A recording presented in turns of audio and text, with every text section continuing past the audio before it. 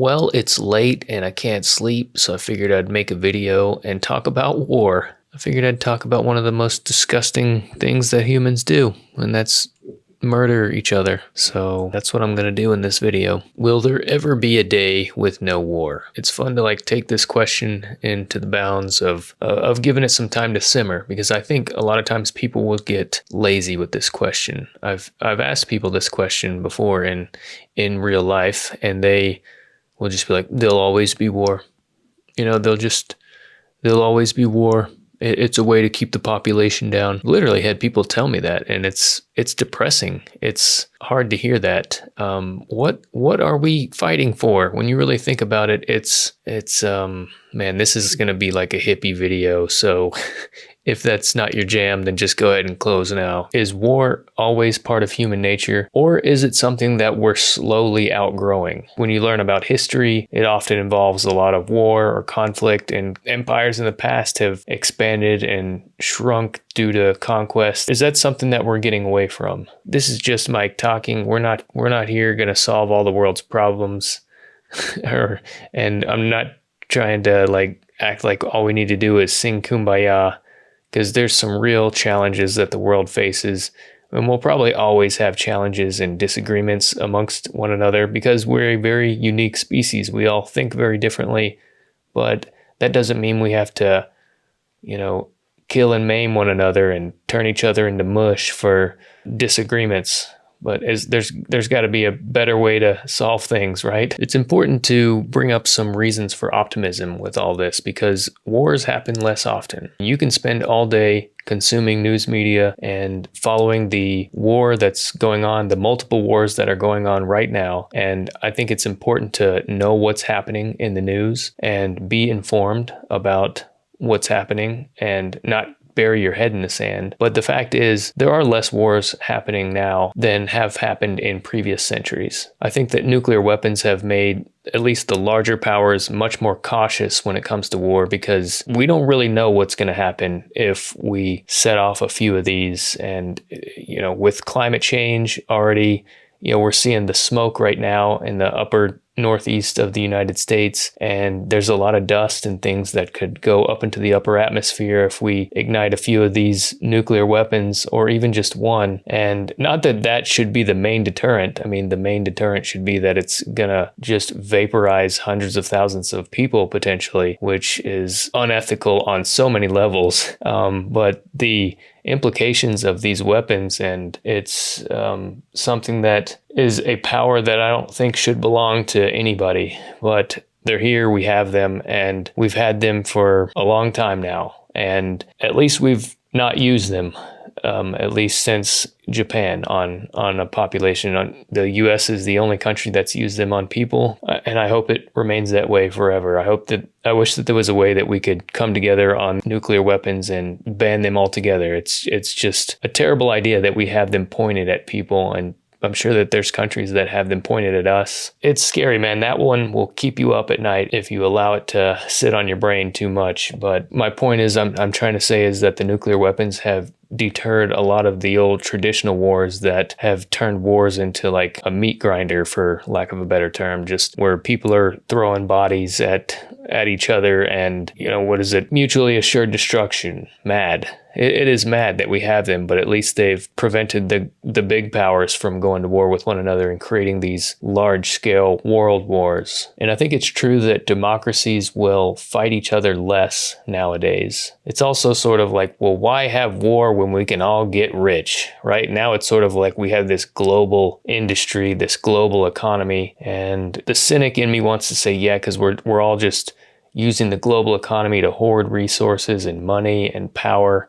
So in preparation for a future great war, but that's cynical. It doesn't have to be that way. We can choose to not go down that path again. I don't know, maybe I've been consuming too much news and am afraid of what is coming in the next decades in the world, but we don't have to go down that path, and I don't think we will. I think that humanity has become too connected. We've known too many people from too many different places to think of them as our enemy. I think that the public opinion, like if you asked your average everyday citizen, they would look at war as a failure rather than something that's enshrouded in glory. I think that's a healthy dose of optimism. It's that you need to remind yourself of when you see that war headline coming up, as we have a lot recently, and as we'll probably see here in the immediate future more so. But just remind ourselves that this isn't a path that we have to go, but we need to hold our leaders accountable and make sure that they're doing things to help push that narrative forward. We don't want to see war. We don't want to see our soldiers be put in harm's way for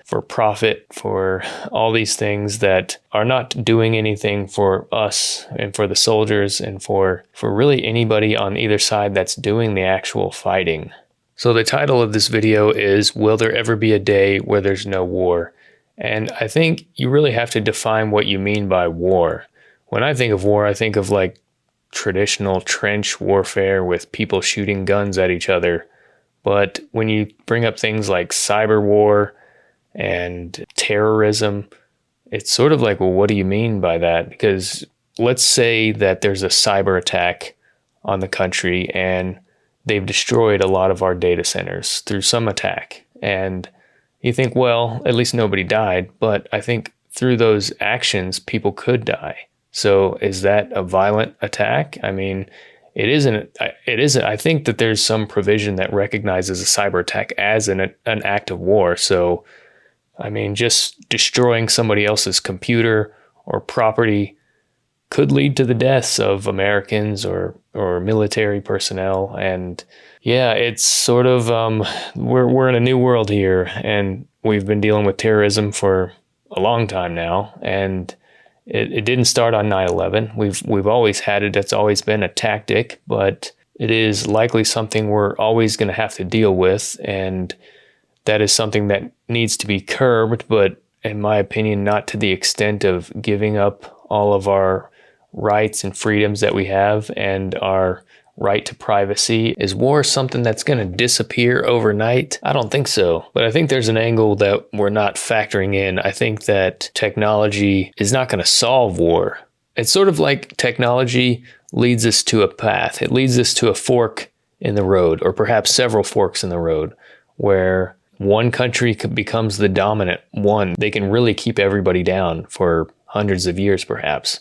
Or perhaps it leads to the other way, and it acts as something that brings about a freedom like humanity has never experienced. And I don't know which way. You can sit here and talk about that all day. I don't know which way we're going to go, but it does feel like we're heading towards a crossroads in this country. Hopefully war is something that we can put behind us. And really, if violence has decreased over the centuries, I just don't understand why that trend can't continue. Most people want the same thing. They want their children to be happy, healthy, and have opportunity. They want to be able to provide for themselves. I don't believe that everybody's just looking for a handout. I don't believe that at all. I've talked for almost 30 minutes now. I'm going to cut this one down a lot just because I've kind of stumbled over myself and I took way too many notes that I'm just trying to siphon through it all, and I keep getting sidetracked. I'm really struggling through a lot of these videos. I thought this seems like it's easier than it looks to just come on here and rant. And I know a lot of people are really good at just coming on YouTube and making just one recording for 10 minutes and that's it. But I'm not very good at that. I stumble a lot. I'm not good in a debate. I'm not good even just having a regular conversation with somebody. So for me to be able to talk about something as important and serious as war, I think it's really difficult for me to do that in one take. So I really rely heavily on my editing this down. I'm just limping my way through it. I think this is probably a video I could have spent more time thinking about. It's a serious subject, and I'll probably do another video on it in the future. There's so many different angles that I haven't talked about. And I really came up with this topic thinking about freedom of travel and movement. You know, I live in Tennessee, and if I wanted to drive up to Kentucky or down to Florida, it's no big deal. I just get in my car and I drive. No big deal. I've traveled in Europe, and traveling in the Schengen Area. I'll bring up a map if you don't know. You can travel, once you're in one, you can travel just like going from Tennessee to Kentucky, travel from one country to the next. Not a huge deal. I think that maybe that's not the case for all of them. I haven't been to every country in the Schengen area, but when I traveled to some of them, it's just like you're on a train. It's like, oh, look at that. We're in France now. How cool. We're in Italy now. Wow. All right. No big deal. And just thinking about the future, is that possible on a global scale at some point in the future, like 100, 200 years, where you can just go anywhere? Anybody can go anywhere. So yeah, you live in some country in Africa, some country in Asia. You can just come here if you wanted to. I don't know why is that not possible? Why is it like we still have to stay within the bounds of these imaginary lines that we've all drawn for one another? I guess what I'm trying to say is war bringing us closer to that future, to some Star Trek type future? Or is it just, what are we fighting for, man? One last thought is that we should all just recognize that history moves slower than the course of a human lifetime, and just realize that we're here in this time and we don't have to obsess about every war going on, but we should also stay informed. So that's where I want to leave it. This is just Mike talking. Thanks for watching. We'll see you in the next one.